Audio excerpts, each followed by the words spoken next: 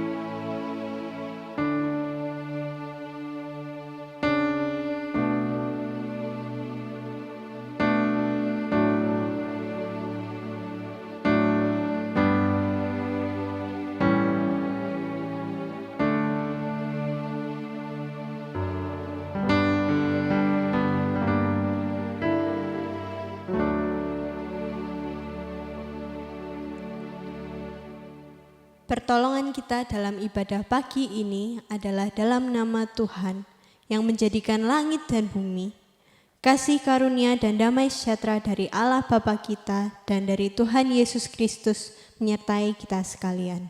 Amin.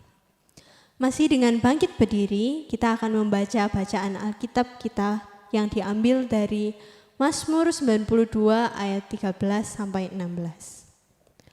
Orang benar akan bertunas seperti pohon korma, akan tumbuh seperti pohon aras di Libanon.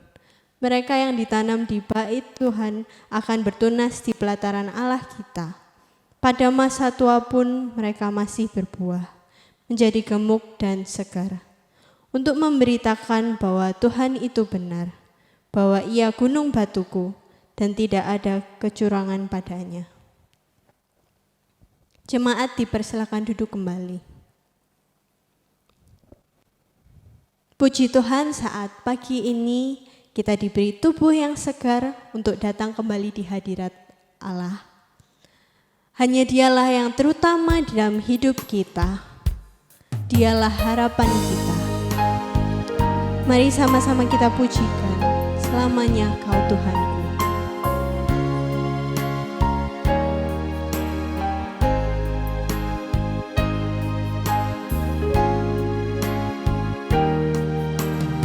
Dalam anugerah-Mu, dalam naungan-Mu, ku dapat merasakan kemuliaan-Mu Tuhan. Kau yang menetapkan, Kau yang mencurahkan kuasa dari tahta-Mu, membangkitkan rohku. Selamanya Kau Tuhanku, yang terutama di hidupku. Tak akan ku lepaskan pengharapan di dalam-Mu. Dalam anugerah-Mu Tuhan, dalam anugerah-Mu, dalam naungan-Mu, ku dapat merasakan kemuliaan-Mu Tuhan.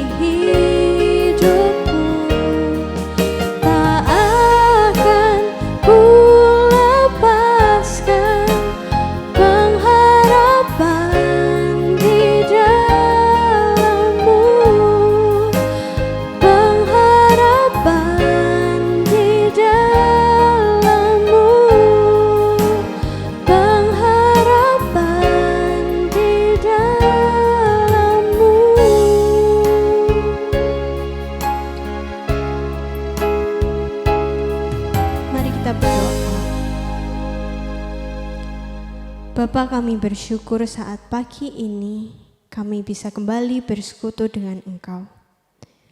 Tuhan, meski kami di rumah kami masing-masing, kami percaya Engkau hadir di tengah-tengah kami, Tuhan. Tuhan, ampuni jika masih ada terselip dosa di antara kami. Masih terselip dosa di hati kami.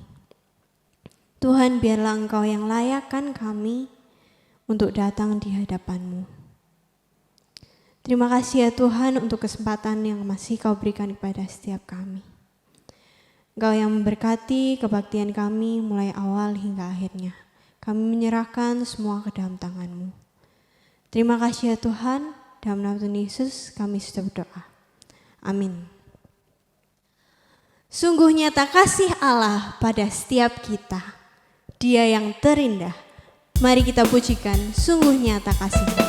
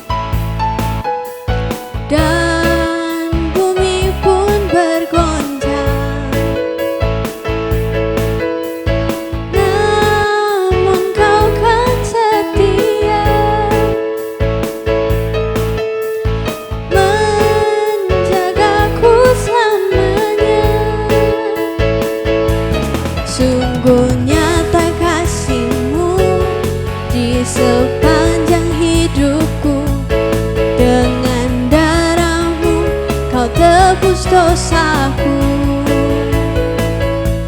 sungguh nyata kasih-Mu di sepanjang hidupku, segenap hatiku hanyalah untuk-Mu. Sungguh nyata kasih-Mu Tuhan, sungguh nyata kasih-Mu di sepanjang hidupku, dengan darah-Mu Kau tebus dosaku.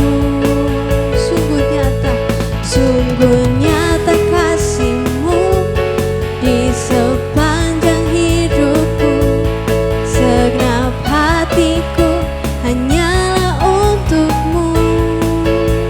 Kemuliaan sorak-sorai hanya bagi Tuhan. Firman pagi ini akan disampaikan oleh penginjil Lisa Stefani. Mari kita siapkan hati kita kita memujikan lagu Ku Hidup Bagimu. Aku mau hidup di dalam-Mu Tuhan.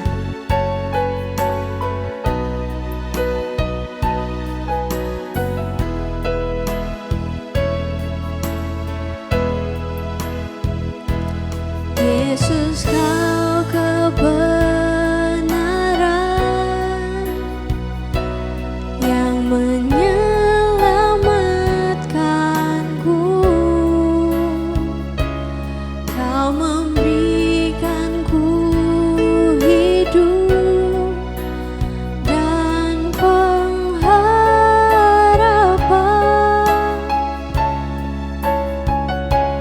Ku ikut kehendak-Mu, ku perlu anugerah-Mu. Ku nyatakan janjiku kepadamu.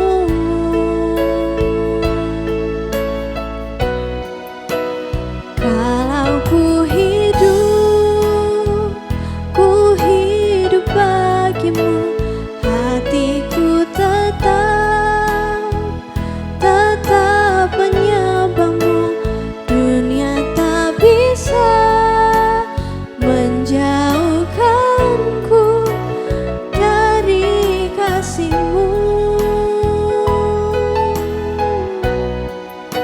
Selama ku hidup bagimu, mataku tetap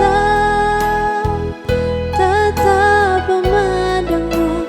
Dunia tak bisa menjauhkanku dari kasih-Mu. Yesus, Kau kebenaranku Tuhan.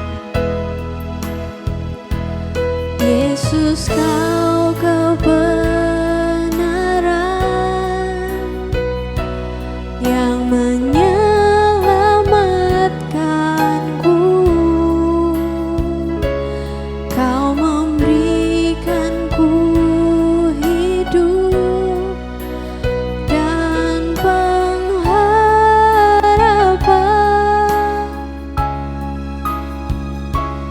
Ku ikut kehendak-Mu, ku perlu anugerah-Mu. Ku nyatakan janjiku kepadamu.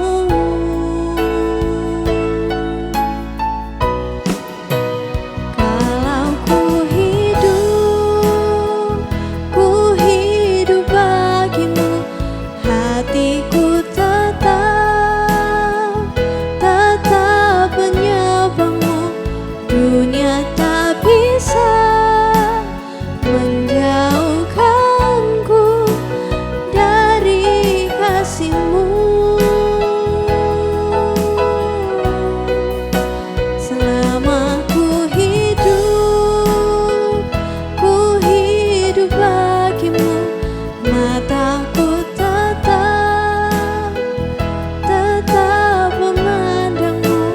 Dunia tak bisa menjauhkanku dari kasih-Mu. Dunia tak bisa menjauhkanku Tuhan. Dunia tak bisa menjauhkanku dari kasih-Mu. Dunia tak bisa menjauhkanku dari kasih-Mu.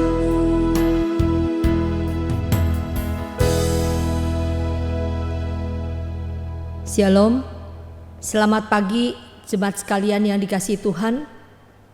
Meskipun sampai hari ini kita masih tetap berada di rumah kita masing-masing, percayalah Tuhan tetap memberikan firman-Nya bagi kita di saat kita sungguh-sungguh datang kepada Dia di dalam ibadah kita pada pagi hari ini. Mari kita berdoa, kita mohon pertolongan Tuhan untuk pemberitaan firman pada pagi ini. Mari kita berdoa. Bapa di surga, kami mengucapkan syukur dan terima kasih pagi ini ya Tuhan, dengan kekuatan, kesehatan dan kesegaran yang Tuhan anugerahkan kepada kami. Kami boleh bersama-sama ya Tuhan beribadah.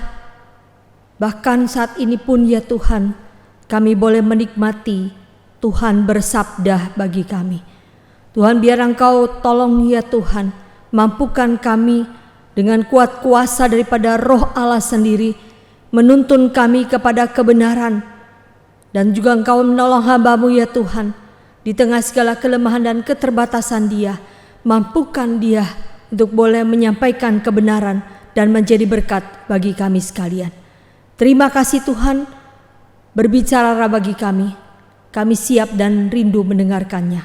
Dalam nama Tuhan Yesus kami berdoa. Amin. Saudara, pada pagi hari ini kita akan membahas satu tema, yaitu Alive in Christ, yang merupakan lanjutan pembahasan di dalam kitab Kolose. Kita akan membacanya bersama saudara, satu ayat di dalam Kolose pasalnya yang kedua, ayat yang ke-6. Firman-Nya berkata, "Kamu telah menerima Kristus Yesus Tuhan kita. Karena itu hendaklah hidupmu tetap di dalam Dia." Saudara, satu nasihat yang sebetulnya bukan hanya disampaikan oleh Paulus di dalam jemaat Kolose saja. Tetapi beberapa kali pun Paulus berusaha menasihatkan jemaat-jemaat yang dilayani olehnya. Seperti yang terdapat di dalam surat Efesus pasalnya yang keempat ayat yang pertama. Paulus berkata, "Sebab itu aku menasihatkan kamu, orang yang dipenjarakan karena Tuhan, supaya hidupmu sebagai orang-orang yang telah dipanggil berpadanan dengan panggilan itu." Bahkan demikian juga di dalam surat Filipi pasal 1 ayat yang ke-27, Paulus berkata, "Hanya hendaklah hidupmu berpadanan dengan Injil Kristus, bahwa kamu teguh berdiri dalam satu roh dan sehati, sejiwa berjuang untuk iman yang timbul dari berita Injil." Saudara, mengapa Rasul Paulus senantiasa bahkan terus mengingatkan orang-orang yang percaya kepada Kristus, orang-orang yang dipanggil oleh Kristus untuk hidup berpadanan dengan panggilan Kristus, dan bukan hanya itu juga mengingatkan mereka untuk tetap hidup di dalam Kristus. Secara khusus saudara, kita akan melihatnya melalui kehidupan jemaat atau orang-orang percaya di Kolose ini. Saudara, kita tahu ada sedikit latar belakang daripada jemaat di Kolose. Saudara, Kolose adalah salah satu dari 3 kota pedalaman yang terletak sekitar 100 mil dari Efesus. 2 kota lainnya ialah Laodikia dan Hierapolis. Kawasan ini saudara menjadi titik temu timur dan barat karena dilalui satu jalur perdagangan yang penting. Ketiga kota ini pernah mengalami pertumbuhan dan bahkan kemakmuran yang sama, tetapi ternyata perlahan-lahan posisi kota Kolose turun menjadi kota kedua, atau kita menyebutnya kota kecil. Tetapi saudara, dengan keberadaan yang dikatakan kota kecil ini, ternyata jemaat di sana itu cukup berharga untuk mendapatkan perhatian Paulus. Mengapa demikian saudara? Segala macam filsafat bercampur baur di kawasan kosmopolitan ini, dan bahkan para penjajah agama berkeliaran di mana-mana. Di Kolose saudara, ada sebuah perkampungan besar orang-orang Yahudi, dan juga terdapat arus berbagai pemikiran dan bahkan ajaran baru dari timur. Nah, kawasan ini saudara menjadi lahan yang subur berkembangnya berbagai spekulasi agama dan juga ajaran sesat. Hal-hal ini kalau kita perhatikan, banyak sudah disiarkan oleh beberapa hamba Tuhan di dalam pemberitaan firman di minggu-minggu yang sudah berlalu berkenaan dengan pembahasan daripada kitab Kolose ini. Nah saudara, karena hal-hal dan situasi inilah dikatakan Rasul Paulus mengingatkan kepada jemaat di Kolose ini untuk tetap waspada, untuk tetap berhati-hati di dalam menjalani hidup kekristenan mereka. Mereka harus tetap berada di dalam Kristus. Apakah saudara yang Rasul Paulus ajarkan supaya jemaat Kolose ini dapat tetap hidup di dalam Kristus? Di dalam firman Tuhan ayat yang ke-7 berkata, hendaklah kamu berakar di dalam Dia dan dibangun di dalam Dia. Yang pertama saudara, Rasul Paulus mengingatkan jemaat untuk tetap hidup berakar di dalam Kristus dan dibangun di atas Kristus. Mengingat adanya saudara beberapa bentuk penyesatan yang terjadi untuk mengaburkan kebenaran firman Tuhan yang sudah ditabur oleh Rasul Paulus, yaitu dengan menambahkan pikiran-pikiran dan budaya manusia di dalam melaksanakan firman Tuhan, tidak lain dari filsafat, dari ilmu perbintangan, hal-hal yang sehubungan dengan sunat yang terdapat juga di dalam ayat 11 hingga 13, peraturan tentang pantangan suatu makanan, saudara, dan bahkan seperti juga yang dikatakan di dalam ayat yang ke-8, adanya apa? Filsafat kosong dan palsu, yaitu yang menurut ajaran turun-temurun dan roh-roh dunia. Nah saudara, semua ini dikatakan adalah ajaran-ajaran yang tidak menurut ajaran Kristus. Hal ini adalah cara-cara yang dilakukan untuk menyesatkan jemaat Tuhan, khususnya yang berada di Kolose ini, yang berusaha menambahkan pikiran dan budaya manusia ke dalam kebenaran firman Tuhan. Sebetulnya saudara, hal-hal seperti ini pun masih kita temukan di dalam perjalanan hidup kekristenan kita. Rasul Paulus mengingatkan kita sebagai orang yang sudah menerima Kristus, hendaklah kita juga tetap hidup di dalam Kristus. Tetap artinya apa saudara? Tidak ada landasan dan dasar iman lain selain di dalam Kristus. Tetap berarti tidak berpindah seperti demikian. Nah saudara, mungkin ini dilukiskan ketika kita melakukan sesuatu, yaitu menanam sebuah tanaman. Ketika kita menanam sebuah tanaman, saudara, tentunya kita ingin tanaman yang kita tanam itu tetap bertumbuh, berkembang, dan bahkan sampai menghasilkan buah. Maka kita tidak dapat memindahkan tempat di mana awalnya pohon itu ditanam. Karena tanaman itu akan semakin mengeluarkan akarnya ke dalam, dan juga bersamaan dengan itu saudara, tanaman itu akan bertumbuh ke atas.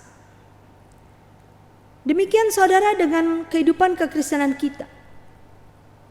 Ketika dikatakan kita tetap di dalam Kristus, berarti berakar di dalam Dia, yaitu ke bawah.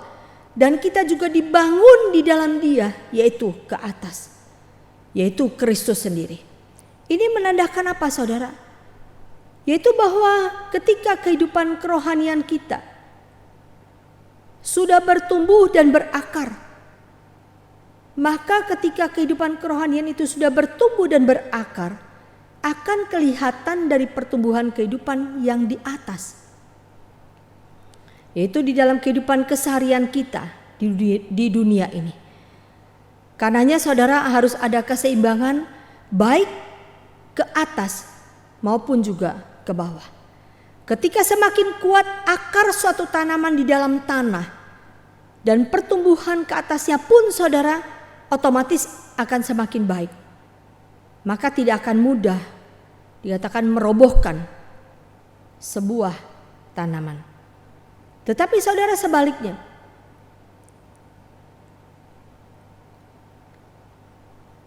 ketika ranting suatu pohon daunnya lebat, namun dikatakan akarnya pendek, ketika badai datang menerpa pohon itu, maka pohon itu akan tumbang.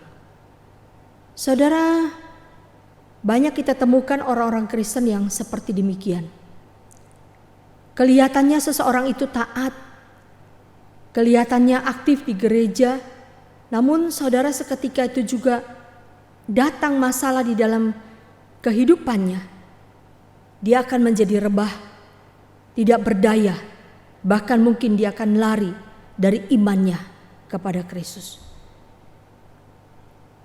Di sisi lain saudara, ada tanaman yang namanya bonsai. Tentu kita tahu bahwa bahkan mungkin kita ada yang senang saudara menanam tanaman bonsai ini. Kenapa saudara? Memang secara ilmu tanaman bonsai itu merupakan tanaman yang dikatakan akarnya itu panjang ke bawah. Tetapi sampai usia tanaman itu tua, ternyata pertumbuhan ke atasnya itu kerdil atau dikatakan pendek. Saudara, rupanya dengan gambaran seperti ini mungkin kita temukan istilah yang diberikan di dalam kekristenan adalah orang Kristen bonsai. Hal ini menggambarkan kehidupan seseorang dikatakan yang sudah lama menjadi Kristen. Tetapi dari dahulu hingga sekarang tidak ada kemajuan di dalam kehidupan rohani dan imannya. Seharusnya saudara dia sudah mungkin menjadi tokoh rohani yang menjadi panutan minimal di dalam keluarganya. Tetapi itu pun tidak bisa dilakukannya. Inilah yang disebut dengan Kristen bonsai. Saudara, beberapa hari ini kita sempat dikejutkan dengan berpulangnya Bapak Suwaji ke rumah Bapak di surga. Mungkin sebagian di antara kita yang mengenalnya juga sempat terkejut. Memang beliau sakit saudara, tetapi beberapa waktu terakhir diberitakan bahwa kondisinya sudah membaik. Saya pun mendapatkan berita yang seperti demikian. Tetapi saudara, di luar daripada kehendak manusia, apa yang menjadi kehendak Tuhan, itulah pasti yang terbaik bagi Bapak Suwaji ini. Saudara, tetapi satu hal yang kita dapati teladan melalui kehidupan daripada keluarga Bapak Suwaji ini.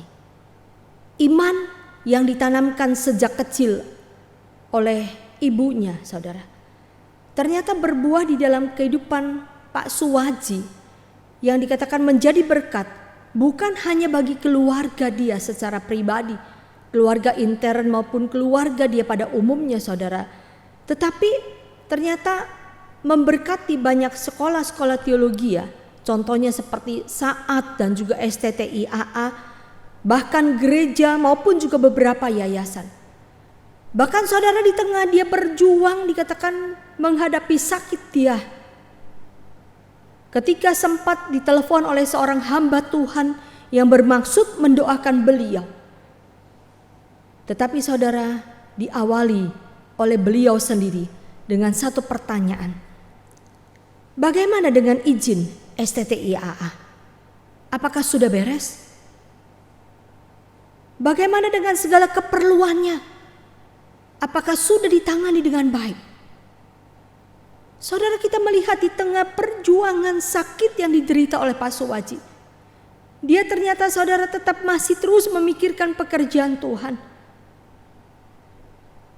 Dia mampu melakukan semua ini bukan karena dirinya hebat, bukan karena dia kuat dan dia mampu saudara melakukan semua ini, tetapi semua ini datang karena ada kehidupan di dalam Kristus, yaitu saudara kehidupan yang sudah berakar di dalam Kristus, bertumbuh saudara di dalam Kristus, sehingga terlihat dan terpancar kehidupan itu menjadi berkat bagi orang di sekitarnya. Bagaimana saudara dengan kita? Mari saudara kita belajar menekuni kehidupan rohani kita, tetap di dalam Kristus, dan bahkan menjadikan kehidupan di dalam Kristus ini menjadi satu kehidupan yang berakar dan tetap dibangun di dalam Kristus. Sehingga melalui kehidupan yang seperti demikian ini saudara, kita pun boleh dipakai menjadi alat Tuhan di tengah kehidupan kita yang memberkati banyak orang. Yang kedua, saudara, apa yang Rasul Paulus ajarkan supaya jemaat Kolose dapat tetap hidup di dalam Kristus? Yaitu dikatakan juga di dalam ayat yang ke-7, dengan bertambah teguh di dalam iman kepada Kristus. Saudara, kalau kita sudah bertumbuh tetap di dalam Kristus, kita berakar di dalam Kristus dan juga dibangun di dalam Dia, di atas Dia, maka saudara, kita akan menjadi Kristen yang teguh di dalam menghadapi kehidupan ini. Keteguhan ini, saudara, bukan dengan mengikuti penyesat-penyesat yang ingin menambah-nambahkan ajaran keagamaan yang bukan difirmankan oleh Tuhan. Ajaran sesat ini, saudara, bertentangan langsung dengan pengajaran Paulus. Pengajaran ini memiliki satu pandangan kehidupan yang negatif, saudara. Mereka mengajarkan bahwa Allah itu jauh. Alam materi ini jahat. Dan bahkan kekuatan jahat itu selalu mengancam kehidupan kita. Ajaran ini yang terus, saudara, dikumandangkan oleh para penyesat ini. Apakah benar, saudara, kehidupan yang kita jalani seperti demikian? Tentunya tidak. Paulus mengingatkan jemaat di Kolose. Iman Kristen mereka, saudara, mengajarkan bahwa Allah itu dekat dengan mereka. Bahwa Allah itu dekat dengan kita juga, saudara. Dan bahkan segala sesuatu yang diciptakan oleh Allah pun, saudara, baik adanya. Walaupun semua itu dapat digunakan untuk kejahatan. Dan Kristus pun, saudara, telah membebaskan umatnya dari kuasa kegelapan. Memang, saudara, ajaran sesat ini dikatakan secara tidak langsung mengubah dunia menjadi penjara yang menakutkan. Ajaran sesat ingin mengubah dunia, saudara, menjadi penjara yang menakutkan. Tetapi satu hal yang harus kita ingat, Yesus menegaskan bahwa Bapa tetap bekerja di dunia ini untuk memelihara miliknya, untuk memelihara saudara dan juga saya. Saudara, ada seorang yang bernama Wilma Glodian Rudolph. Dia adalah seorang pelari berkebangsaan Amerika yang berasal dari Clarksville, Tennessee. Rudolph ini, saudara, adalah seorang juara bertahan Olimpiade dan ikon olahraga internasional yang sangat sukses dan terkenal pada masa dia. Dia telah memperoleh begitu banyak, saudara, medali dan juga berbagai kompetisi lari di berbagai negara. Pada tahun 60-an, Rudolph ternyata dikenal sebagai wanita tercepat di dunia dan menjadi wanita pertama berkebangsaan Amerika yang memenangkan 3 medali emas sekaligus di dalam sebuah pertandingan Olimpiade, yaitu suatu prestasi yang boleh dikatakan sangat luar biasa. Kalau kita memperhatikan, saudara, ke belakang daripada kehidupan Rudolph ini, ternyata di balik kesuksesan Rudolph ada satu kehidupan iman yang sangat luar biasa dan menakjubkan.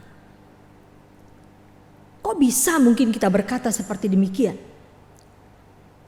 Sesuatu yang mustahil di mata manusia, tetapi tidak ada yang mustahil bagi mereka yang hidup di dalam Tuhan dan beriman kepada Tuhan. Mengapa, saudara? Ternyata kehidupan Rudolph ini sewaktu dia kecil, dia pernah mengidap begitu banyak penyakit karena tubuhnya yang lemah, termasuk juga penyakit polio dan demam scarlet. Dan penyakit ini, saudara, menyebabkan kakinya sangat lemah. Dan dia harus terus memakai penyangga sewaktu dia kecil. Bahkan dokter, saudara, berkata kepada dia, tidak akan pernah bisa berjalan lagi kelak. Tetapi, saudara, ibunya terus berkata kepada Rudolph, bahwa dia pasti dapat berjalan dengan normal lagi. Nah, Rudolf berkata, saudara, bahwa pada waktu itu, di tengah kehidupan iman ibunya yang luar biasa ini, dia juga, saudara, memilih untuk percaya kepada perkataan sang ibu, bukan sang dokter. Lewat perjuangan imannya, saudara, semangat dan cinta kasih yang diberikan juga semua keluarga kepada dia, dia dapat membuktikan kepada dunia bahwa tidak ada yang mustahil selama dia terus percaya kepada Tuhan.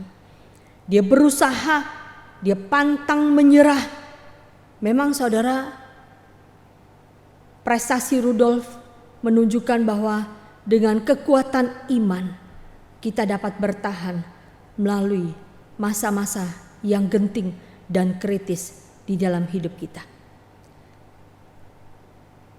Ketika kita dapat bertahan melalui masa-masa yang genting dan krisis dalam hidup kita, saudara, maka disitulah akan nampak iman yang sedemikian kokoh di dalam Tuhan. Ketika banyak orang berkata bahwa kita tidak bisa, bahwa kita akan gagal, bahwa kita akan dibenci dan ditolak, bahwa kita tidak akan memiliki harapan lagi, saudara, imanlah yang akan membuat kita melawan semua perkataan negatif tersebut dan berjuang bersama dengan Tuhan di dalam kehidupan iman kita. Dunia, saudara, tidak akan pernah bisa mengerti cara kerja iman. Kenapa? Karena bagi dunia, iman sangat tidak masuk akal. Karenanya Paulus mengingatkan, saudara, dengan iman mereka yang timbul dari pemberitaan Injil yang disampaikan melalui Epafras kepada jemaat di Kolose. Iman yang dikatakan sudah berakar di dalam Injil. Dan hanya firman Allah lah yang bisa memberikan kepastian dan bahkan keteguhan di dalam kehidupan iman seseorang yang senantiasa bertumbuh dan hidup di dalam Tuhan. Iman akan semakin teguh, saudara. Iman akan bertambah teguh dan bahkan semakin memberkati dan juga menjadi berkat bagi banyak orang. Saudara, di dalam kehidupan kita saat ini, khususnya dengan situasi yang boleh dikatakan serba tidak memberikan satu kepastian. Virus corona, saudara, menjadikan banyak hal yang secara mendadak terjadi dalam kehidupan kita, yang bahkan juga bisa menggoncangkan iman kita. Terjadinya gejolak ekonomi, penghasilan yang berkurang, bahkan menurunnya omset dari hasil penjualan kita.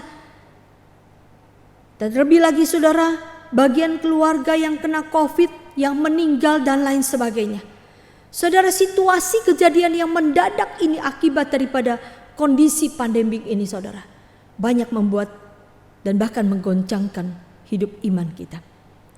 Karena itu, saudara, marilah sebagaimana Rasul Paulus menasihatkan jemaat di Kolose, yang tetap, saudaraku sekalian, bertambah teguh di dalam iman kepada Kristus.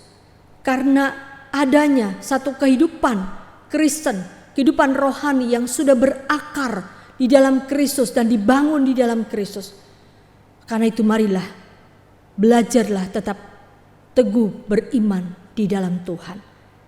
Sehingga saudara, dengan kehidupan yang sudah ditanamkan seperti demikian ini, tidak akan memudahkan kita mengalami goncangan di dalam setiap situasi keadaan kehidupan kita.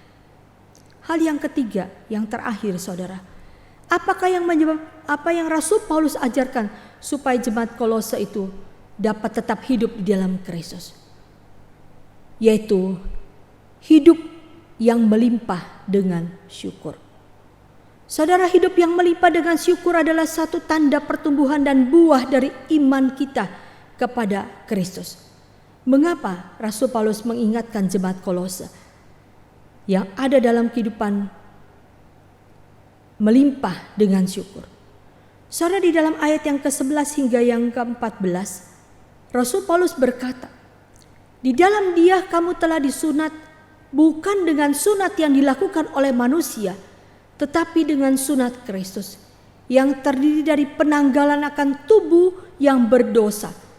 Karena dengan Dia kamu dikuburkan dalam baptisan, dan di dalam Dia kamu turut dibangkitkan juga oleh kepercayaanmu kepada kerja kuasa Allah yang telah membangkitkan Dia dari antara orang mati.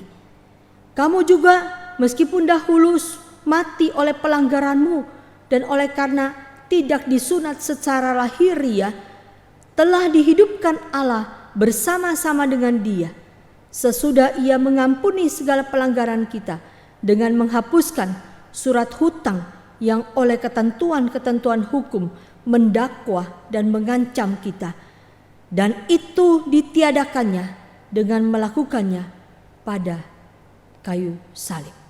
Saudara, Paulus dalam ayat ini menegaskan bahwa orang percaya tidak perlu tunduk pada ketentuan sunat, karena ia telah mengalami sunat rohani, yaitu melalui identitasnya dengan Yesus Kristus.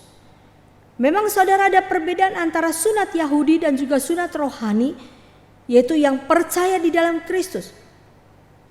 Sunat Yahudi, saudara, atau orang Yahudi dilakukan lewat operasi jasmani, dilakukan di bagian daripada tubuh oleh tangan manusia, dan tidak dapat membantu saudara secara rohani di dalam mengalahkan dosa. Tidak demikian dengan sunat rohani atau orang yang percaya kepada Kristus. Bersifat rohani, langsung ke dalam hati orang percaya sampai ke dalam seluruh keberadaan tubuh yang berdosa itu. Dilakukan bukan oleh tangan manusia, terlebih lagi memampukan mereka mengalahkan dosa. Saudara, ketika Tuhan Yesus sudah mati dan bangkit kembali, Dia menang secara penuh dan bahkan tuntas atas dosa. Dia bukan hanya mati karena dosa-dosa kita, tetapi Dia juga mengalahkan kematian terhadap dosa. Apa yang tidak mungkin dilakukan hukum Taurat, saudara, telah dikerjakan Yesus Kristus untuk kita. Dan di dalam Dia kita dibebaskan dari hukum Taurat. Bahkan saudara, mengingatkan kita, di kayu salib Yesus pernah, saudaraku sekalian, melakukan satu perbuatan kasih yang luar biasa, pernyataan kasih yang luar biasa. Dia bukan hanya memikul dosa kita, Dia juga dikatakan memikul hukum Taurat dan memakukannya di sana, meniadakannya untuk selama-lamanya. Saudara, karena pengorbanan Kristus inilah Paulus mengingatkan orang-orang di Kolose, juga kita yang percaya kepada Kristus. Sudah seharusnya lah kita mensyukurinya dan terus hidup syukur ini mengalir dalam hidup kita. Kenapa? Karena Dia Kristus yang sudah memanggil kita. Dia yang sudah menyelamatkan kita, sudah mencurahkan darahnya untuk kita orang-orang yang berdosa. Dia sudah membatalkan utang yang sangat besar yang harusnya ditanggung oleh kita. Saudara, hidup seperti inilah yang sudah sepatutnya kita syukuri di hadapan Tuhan kita. Hidup yang penuh syukur adalah tanda pertumbuhan iman kita kepada Kristus dan di dalam Kristus. Hidup yang penuh syukur inilah, saudara, memiliki makna yang luas, bukan hanya mensyukuri atas karya keselamatan yang Kristus sudah anugerahkan dan kerjakan di dalam hidup kita. Melainkan apa, saudara? Adanya satu semangat hidup, adanya satu keteguhan iman di dalam pergumulan hidup kita. Adanya ketulusan dan kerelaan, saudara, di dalam menyatakan kehendak Tuhan dan bahkan terus menaruh pengharapan di dalam Tuhan, di dalam kehidupan kita masing-masing. Mari saudara, kita menjalani kehidupan yang sudah diubahkan oleh Tuhan, yaitu dengan tetap hidup di dalam Kristus, berakar dan dibangun di dalam Kristus, di atas Kristus, dan bahkan hidup yang melimpah dengan syukur. Biarlah saudara, melalui kehidupan ini Tuhan menjadikan hidup saudara dan hidup saya menjadi satu kehidupan yang memuliakan Tuhan, yang boleh menjadi berkat bagi orang-orang di sekeliling kita. Bukan hanya saudara, bagi keluarga yang ada di dalam kehidupan kita sepanjang hari, sepanjang waktu, yang boleh berjumpa dengan kita, tetapi juga di dalam kehidupan usaha dan pekerjaan kita, dan bahkan saudara di dalam kehidupan sosial kita. Kita boleh menjadi berkat dan memuliakan nama Tuhan kita. Mari kita berdoa. Bapa di surga, kami berterima kasih untuk firman-Mu ya Tuhan, yang sekali lagi boleh meneguhkan iman percaya kami. Kami bersyukur ya Tuhan, firman yang sudah lebih dulu boleh diberitakan Rasul Paulus dan mengingatkan kepada jemaat di Kolose. Kami percaya Tuhan, firman inilah juga yang boleh menjadi berkat bagi kami sekalian. Ketika kami ya Tuhan diingatkan untuk tetap berada di dalam Kristus, tetap hidup di dalam Kristus.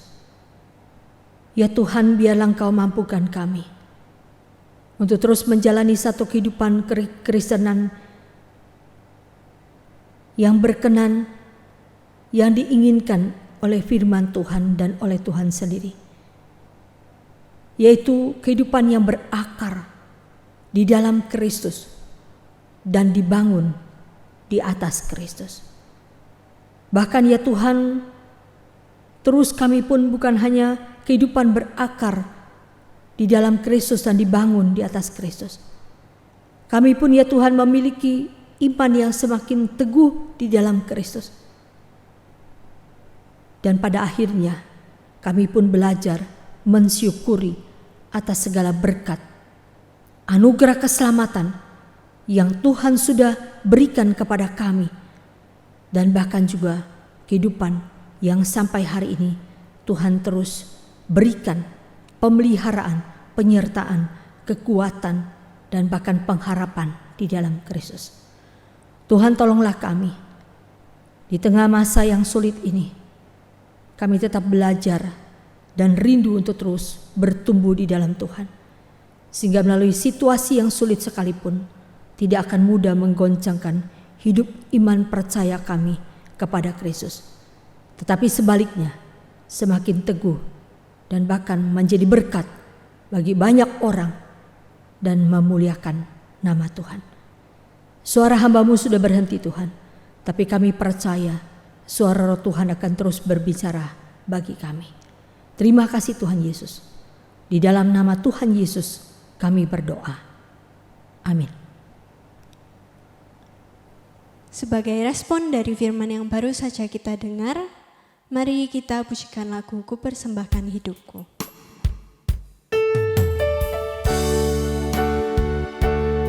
Biarlah setiap kita mau memberikan hidup kita sebagai persembahan untuk Tuhan.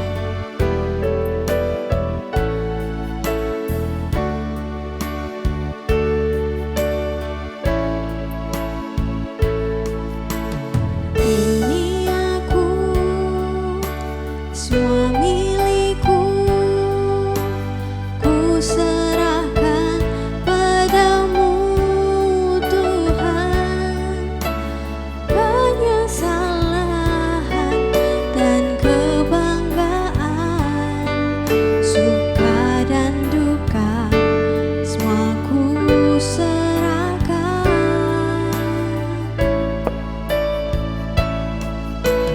Yang telah lalu, yang akan datang, hasrat dan harapan yang terbayang, masa depan dan rencanaku, semua ku serahkan dalam tangan-Mu.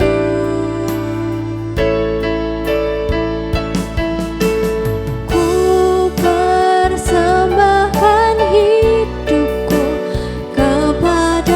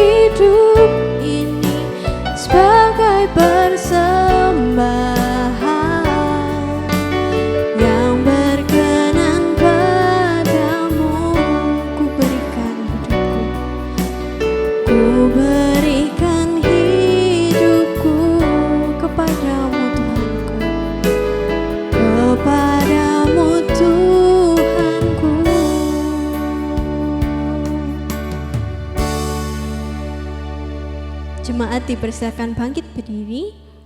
Bersama dengan gereja di segala tempat, mari kita bersama-sama mengikrarkan pengakuan iman kita. Pengakuan iman rasuli. Aku percaya kepada Allah, Bapa yang Maha Kuasa, Khalik langit dan bumi, dan kepada Yesus Kristus, Anak-Nya yang tunggal, Tuhan kita, yang dikandung dari Roh Kudus, lahir dari anak darah Maria, yang menderita sengsara di bawah pemerintahan Pontius Pilatus, disalibkan, mati dan dikuburkan, turun ke dalam kerajaan maut. Pada hari yang ketiga, bangkit pula dari antara orang mati, naik ke surga, duduk di sebelah kanan Allah, Bapa yang Maha Kuasa. Dan dari sana ia akan datang untuk menghakimi orang yang hidup dan yang mati. Aku percaya kepada Roh Kudus, gereja yang kudus dan am, persekutuan orang kudus, pengampunan dosa, kebangkitan tubuh, dan hidup yang kekal. Amin. Saudara, marilah kita akan bersama-sama berdoa untuk beberapa hal pada pagi hari ini. Mari saudara, yang pertama kita akan bersama-sama bersyukur kepada Tuhan untuk berkat Tuhan yang boleh Tuhan berikan di dalam kehidupan umat Tuhan, di dalam gereja kita. Khususnya kita bersyukur untuk PA, pembahasan penelaan Alkitab yang sudah berlangsung pada hari Jumat yang baru saja berlalu, yang disampaikan oleh hambanya penginjil Iis Aksa. Saudara, kita bersama-sama mensyukuri, biarlah melalui pendalaman Alkitab ini pun semakin memberikan satu pertumbuhan dalam kehidupan rohani jemaat di gereja kita di Agape ini. Mari kita bersama-sama berdoa. Bapa di surga, kami bersyukur ya Tuhan, Engkau sudah memberkati akan gereja kami ya Tuhan, dan khususnya jemaat Tuhan di dalam gereja kami di GKA Agape ini. Kami berterima kasih ya Tuhan untuk berkat Tuhan yang boleh Tuhan berikan melalui pendalaman Alkitab yang disampaikan oleh hamba-Mu penginjil Iis Aksa. Tuhan, biarlah di tengah berbagai pergumulan yang berkecamuk dalam kehidupan kami tetap belajar ya Tuhan, percaya dan hanya berserah kepada Tuhan, bukan dengan kekuatan kami manusia, tetapi hanya dengan kekuatan yang daripada Tuhan saja. Ya Tuhan, pada saat ini pun kami bersyukur ya Tuhan kepada Engkau, karena Tuhan juga sudah memberkati akan keluarga daripada Bapak Haryanto beserta Ibu Davina ya Tuhan, yang baru saja mengalami kedukaan yang demikian dalam, ditinggalkan oleh saudara kakak yang terkasih di dalam kehidupan keluarga daripada Bapak Haryanto ini, yaitu Bapak Henry J. Gunawan. Tuhan, kami berdoa ya Tuhan, biar Engkau tetap memberkati dan memberikan penghiburan kepada mereka di tengah duka cita yang mereka boleh alami. Kiranya mereka tetap mendapatkan kekuatan yang daripada Tuhan. Kami juga tetap berdoa ya Tuhan, menyerahkan untuk beberapa saudara seiman kami di tengah kelemahan tubuh yang mereka hadapi saat ini ya Tuhan. Mereka sangat memerlukan pertolongan kekuatan daripada Tuhan. Kami berdoa ya Tuhan, pada saat ini mau menyerahkan untuk Ibu Santi yang sudah menjalani operasi ya Tuhan beberapa hari kemarin. Kami berdoa ya Tuhan untuk pemulihan di dalam sakit yang dideritanya. Tuhan, biarlah Engkau tetap memberikan pertolongan, kekuatan, dan bahkan pemulihan secara total bagi Ibu Santi. Tuhan juga kuatkan ya Tuhan bagi Pak Jonri serta anak-anaknya. Kami juga berdoa ya Tuhan pada saat ini untuk pemulihan daripada hamba-Mu penginjil Arif ya Tuhan. Engkau juga tetap berikan dia kekuatan, kesehatan ya Tuhan. Terus di dalam proses pemulihan ini Tuhan boleh berkarya dengan luar biasa dan memberkati akan kondisi daripada Pak Arif. Tuhan, sehingga dia boleh kembali bersama dengan kami melayani Tuhan dan bahkan juga memberkati akan jemaat di Agape ini. Tuhan, kami juga berdoa pada saat ini untuk pemulihan daripada Ibu Caicu, juga ya Tuhan untuk Bapak Irawan, bahkan ya Tuhan mungkin ada saudara-saudara seiman kami di dalam kelemahan tubuh mereka dan mereka sedang dalam masa pemulihan. Tuhan, biar Engkau tetap menolong dan menyertai mereka semua, memberikan kekuatan, kesembuhan ya Tuhan yang mereka sangat butuhkan. Biar di tengah kelemahan mereka pun mereka tetap harus hanya bersandar dan berserah kepada Tuhan. Terima kasih Tuhan Yesus. Pada saat ini pun Tuhan, kami juga berdoa untuk beberapa kegiatan di dalam gereja kami. Kami berdoa ya Tuhan untuk persekutuan doa yang akan diadakan pada Rabu mendatang. Mohon berkat Tuhan. Biarlah Tuhan banyak jemaat yang tergerak untuk mengikuti persekutuan doa malam ini. Sehingga Tuhan semakin banyak orang berdoa, jemaat berdoa. Kami boleh merasakan bagaimana kuasa Tuhan nyatakan lewat pekerjaan Tuhan yang boleh kami kerjakan di dalam gereja Agape ini. Tuhan, kami juga berdoa pada saat ini Tuhan untuk persekutuan wanita yang akan diadakan pada hari Kamis. Kiranya Tuhan juga memberkati banyak para ibu-ibu, para wanita ya Tuhan, boleh mengikuti akan persekutuan ini, sehingga mereka pun juga boleh diberkati oleh Tuhan. Tuhan, pakai Tuhan di dalam kedua pelayanan ini Tuhan, untuk para hamba Tuhan yang menyampaikan firman Tuhan. Biarlah semua boleh diurapi dengan kuasa roh Tuhan, dan firman Tuhan pun boleh memberkati para umat Tuhan yang mengikuti baik itu persekutuan doa Rabu maupun juga persekutuan komisi wanita. Tuhan, kami juga berdoa pada saat ini teringat kepada pemerintah negara kami Indonesia, khususnya Tuhan di dalam mengucurkan dana yang cukup besar ya Tuhan untuk pembelajaran di rumah, khususnya untuk sekolah-sekolah yang berada di desa-desa. Kami berdoa ya Tuhan, biar Engkau tolong supaya pemerintah pusat ketika mengucurkan dana ini, benar-benar ya Tuhan, pemerintah daerah pun boleh melakukan dengan baik ya Tuhan, mengatur, mengelola dana ini sehingga sampai ke tangan orang-orang yang memerlukannya. Dan Tuhan, kami berdoa biar melalui bantuan yang bisa diberikan, pembelajaran di negeri kami Indonesia ini pun boleh semakin diberkati. Dan bahkan ya Tuhan, banyak anak-anak yang sekolah pun tidak mengalami hambatan dan kesulitan kembali. Terima kasih Tuhan. Banyak hal ya Tuhan di tengah masa pandemik ini, pemerintah pun berusaha untuk mengatur segala sesuatunya bisa berjalan dengan baik. Tuhan, terus anugerahkanlah hikmat, kebijaksanaan di dalam mengatur dan mengelola kehidupan daripada negara kami Indonesia ini, sehingga semua boleh berjalan dengan baik dan memuliakan nama Tuhan. Terima kasih Tuhan Yesus. Kami juga bersyukur untuk kehidupan yang Tuhan boleh pimpin dan Tuhan berkati bagi setiap kami umat-Mu ya Tuhan. Di tengah ibadah yang boleh kami lakukan, kami boleh diberikan kesempatan untuk memberikan persembahan kepada Tuhan. Tuhan, kami memberikan sebagian daripada berkat yang Tuhan sudah berikan kepada kami. Ajarkan kepada kami Tuhan, bukan hanya uang yang kami berikan kepada Tuhan, tetapi lebih daripada itu, hidup dan diri kami boleh kami persembahkan untuk Tuhan. Tuhan, berkatilah ya Tuhan tangan-tangan yang sudah memberi. Tuhan, berkati segala usaha dan pekerjaan kami. Semakin berkat Tuhan kami boleh terima. Kami boleh belajar memberikan yang lebih baik lagi untuk Tuhan, untuk pekerjaan Tuhan, untuk pelayanan di dalam rumah Tuhan, bahkan juga khususnya untuk renovasi gereja yang tengah berlangsung saat ini. Terima kasih Tuhan, inilah doa-doa kami. Dengarlah dan kiranya Tuhan yang boleh menjawabnya bagi kami sekalian. Dalam nama Tuhan Yesus kami berdoa.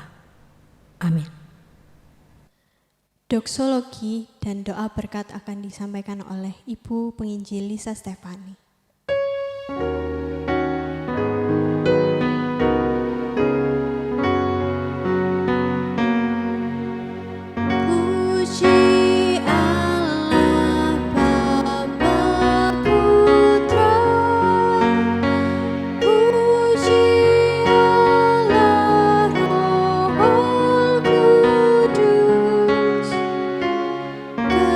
Ketiganya yang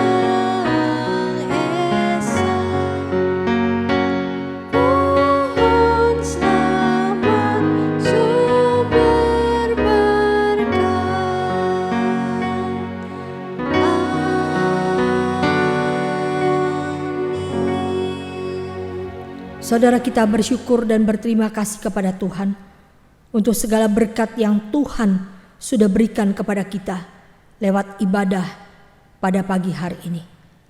Pulanglah dan terimalah berkat yang daripada Tuhan.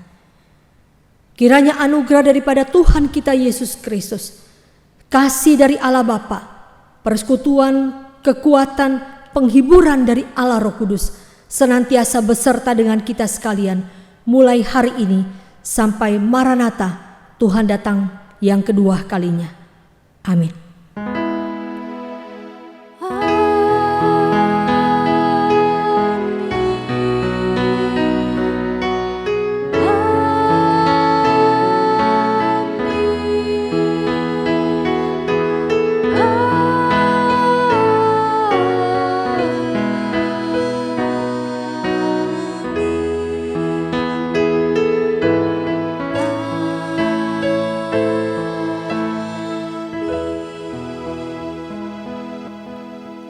Ibadah selesai, jemaat dipersilakan duduk kembali. Saat teduh, selamat hari Minggu, Tuhan Yesus memberkati.